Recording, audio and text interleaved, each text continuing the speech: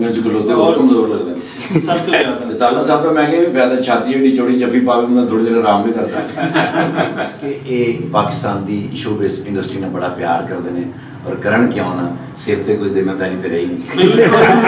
ਬਿਲਕੁਲ। अस्सलाम वालेकुम, सत श्री अकाल, नमस्कार दोस्तों।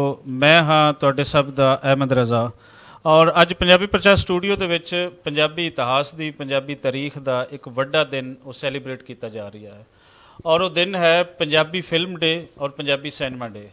ਪੰਜਾਬੀ ਸਿਨੇਮਾ ਡੇ ਦਾ ਇਨੀਸ਼ੀਏਟਿਵ ਜਿਹੜਾ ਲਿਆ ਸਾਡੇ ਚੜ੍ਹਦੇ ਪੰਜਾਬ ਦੇ ਦੋਸਤਾਂ ਨੇ ਜਿਨ੍ਹਾਂ ਦਾ ਤਲਕ ਨਾਰਥ ਜ਼ੋਨ ਫਿਲਮ ਐਸੋਸੀਏਸ਼ਨ ਦੇ ਨਾਲ ਹੈ ਔਰ ਉਹਨਾਂ ਦੇ ਨਾਮ ਮੈਂ ਕੁਛ ਲੈਂਦਾ ਜਾਵਾਂ ਕਿ ਜਿਹਦੇ ਚੇਅਰਮੈਨ ਗੁੱਗੂ ਗਿੱਲ ਸਾਹਿਬ ਹਨ, ਜਨਰਲ ਸੈਕਟਰੀ ਮਲਕੀਤ ਰੋਣੀ ਸਾਹਿਬ ਹਨ ਔਰ ਇਹਨਾਂ ਦੇ ਸਰਪ੍ਰਸਤ ਗੁਰਪ੍ਰੀਤ ਗੁੱਗੀ, ਯੁਵਰਾਜ ਸਿੰਘ ਔਰ ਕਰਮਜੀਤ ਸਿੰਘ ਅਨਮੋਲ ਹਨ।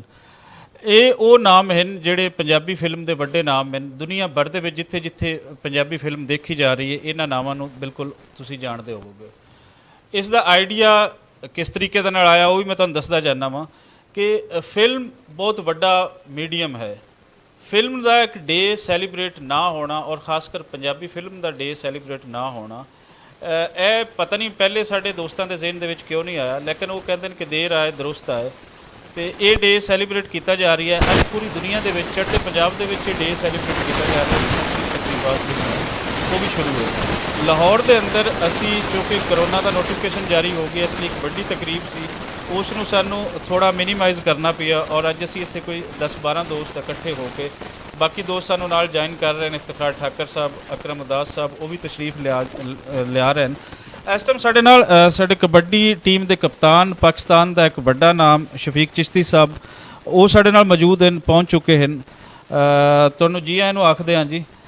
ਪ੍ਰੋਫੈਸਰ ਤਾਰਿਕ ਜਟਾਲਾ ਸਾਹਿਬ ਪੰਜਾਬੀ ਪ੍ਰਚਾਰ ਦੇ ਜਨਰਲ ਸੈਕਟਰੀ ਇਸ ਟਾਈਮ ਉਹ ਪਹੁੰਚ ਚੁੱਕੇ ਹਨ ਔਰ ਨਾਲ ਅੱਗੇ ਤੁਹਾਨੂੰ ਦੱਸਦੇ ਜਾਈਏ ਕਿ ਸਲੀਮ ਅਲਬੇਲਾ ਸਾਹਿਬ ਵੱਡਾ ਨਾਮ ਹੈ ਫਨ ਦਾ ਔਰ ਤੁਸੀਂ ਚੈਨਲ 'ਤੇ ਵੀ ਦੇਖਦੇ ਹੋ, ਥੀਏਟਰ 'ਤੇ ਵੀ ਤੁਸੀਂ ਇਹਨਾਂ ਨੂੰ ਦੇਖਦੇ ਹੋ।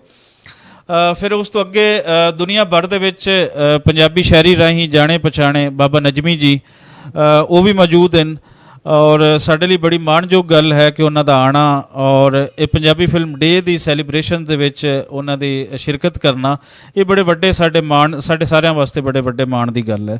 ਜਿਵੇਂ ਕਿ ਮੈਂ ਦੱਸਿਆ ਬਾਕੀ ਦੋਸਤ ਵੀ ਆ ਰਹੇ ਨੇ, ਕੁਛ ਮਹਿਮਾਨ ਸਾਡੇ ਪਿੱਛੇ ਵੀ ਬੈਠੇ ਨੇ। ਮੈਂ ਨਾਲ ਤੁਹਾਡਾ ਇੰਟਰੋਡਕਸ਼ਨ ਅੱਗੇ ਕਰਾਂਦਾ ਜਾਵਾਂਗਾ। ਤੁਹਾਨੂੰ ਸਭ ਨੂੰ ਵੀ ਜੀ ਆਇਆਂ ਨੂੰ ਆਖਦੇ ਹਾਂ।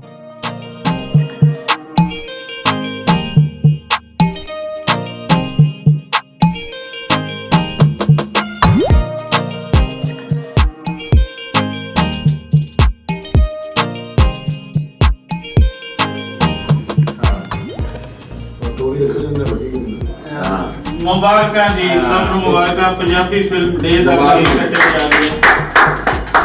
ਸਭ ਨੂੰ ਮੁਬਾਰਕਾਂ। ਪਰ ਦੱਸਿਆ ਜੀ ਪੰਜਾਬੀ ਫਿਲਮ ਡੇ ਪਹਿਲੀ ਜਿਹੜੀ ਪੰਜਾਬੀ ਫਿਲਮ ਰਿਲੀਜ਼ ਹੋਈ ਸੀ 1935 ਦੇ ਵਿੱਚ ਔਰ ਇਹ 29 ਮਾਰਚ ਨੂੰ ਹੀ ਹੋਈ ਸੀ ਲਾਹੌਰ ਦੇ ਅੰਦਰ ਤੇ ਉਹਦੇ ਵਾਸਤੇ ਇੱਕ ਛੋਟੀ ਜਿਹੀ ਤਕਰੀਬ ਕਿਉਂਕਿ ਕਰੋਨਾ ਦਾ ਇਸ਼ੂ ਸੀ। ਅੱਜ ਅਸੀਂ ਚੜ੍ਹਦੇ ਪੰਜਾਬ ਦੇ ਦੋਸਤ ਵੀ ਕਰ ਰਹੇ ਤੇ ਅਸੀਂ ਵੀ ਇੱਥੇ ਕਰ ਰਹੇ ਹਾਂ ਪੰਜਾਬੀ ਪ੍ਰਚਾਰ ਦੇ ਆਫਿਸ ਤੇ ਇਹ ਕੇਕ ਖੁਸ਼ੀ ਦੇ ਵਿੱਚ ਕੱਟਿਆ।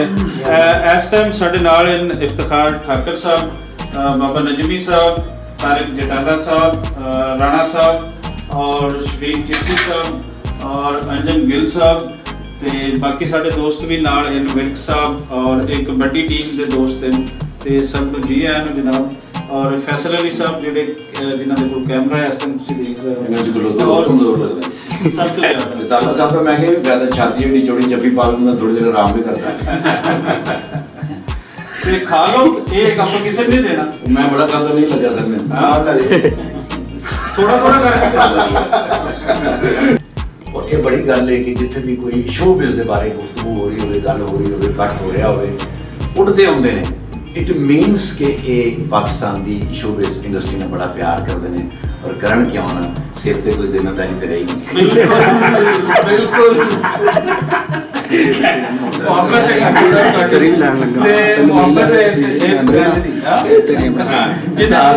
ਸਾਫੀ ਵਾਕਫ ਹੁੰਦੇ ਨੇ ਅਗਲੇ ਜ਼ਮਾਨੇ ਦੇ